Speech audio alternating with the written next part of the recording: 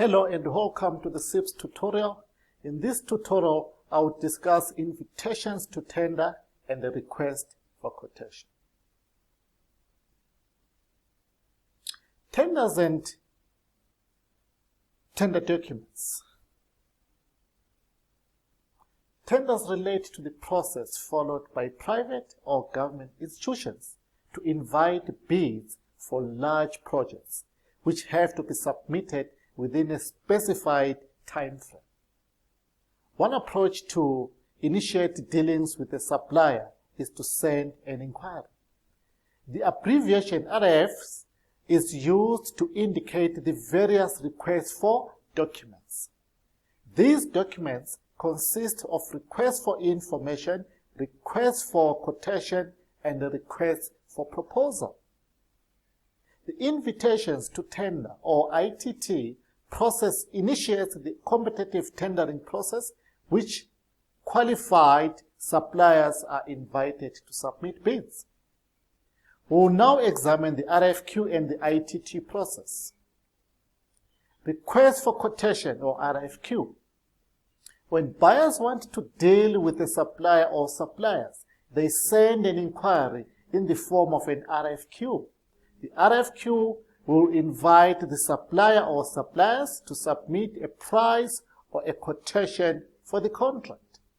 The quotation will set out the details of the requirements, the buyer's contact details, a reference number used for reply and the date of reply, the description and the quantity of the required goods or services, the required place and the date of delivery, the buyer's terms and the conditions, indicating standard or specified terms and conditions,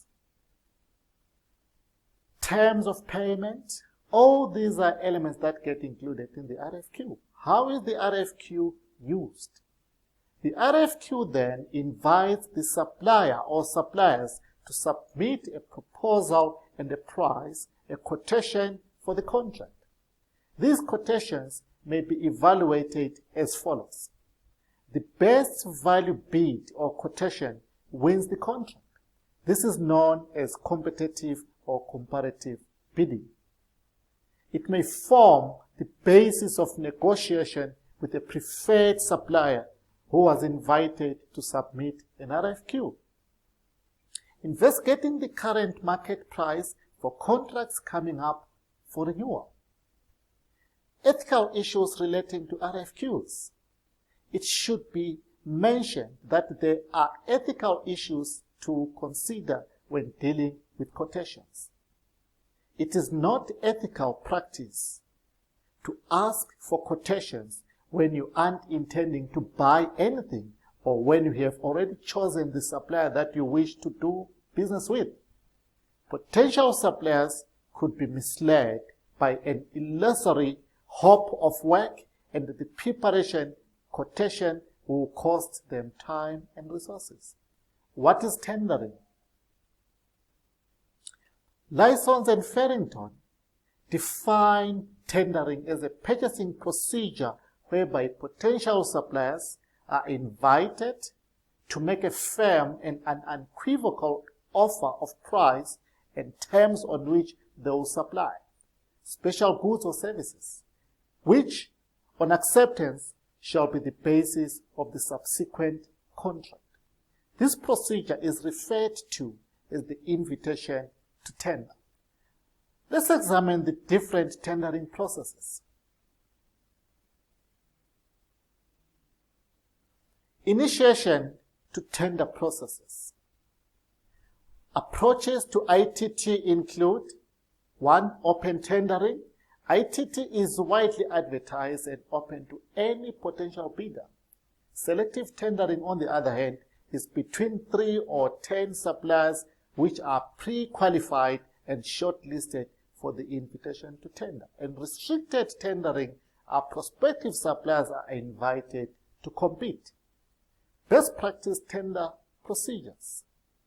Best practice for the preparation of ITTs include the following 9 steps. Number 1, prepare a detailed specification and a draft contract terms. Number 2, advertise the requirement, tender procedures to be followed, and timetables for expression of interest in a selective tender or submission of bids in an open tender. Number 3, send out pre-qualification questionnaires in a selective tender or in response to expressions of interest. Number 4, issue ITT and tender documents to those who responded to the advertisement within a prescribed time frame. Number 5, issue tender documents to each potential supplier in identical terms and by the same date. Number 6, receive tenders or offers in sealed envelopes for opening by the tender committee following the close date for submission. And number 7, post-tender clarification, verification of supplier information, and negotiation when required. Number 8, award contract and notify tenderers of the award. Number 9, debrief tenderers, providing feedback on requests to unsuccessful tenderers to enable them to improve the competitiveness of their future bids. For more information on this session, please review your FCIPS course book, contact your tutor through Connect for further support and guidance.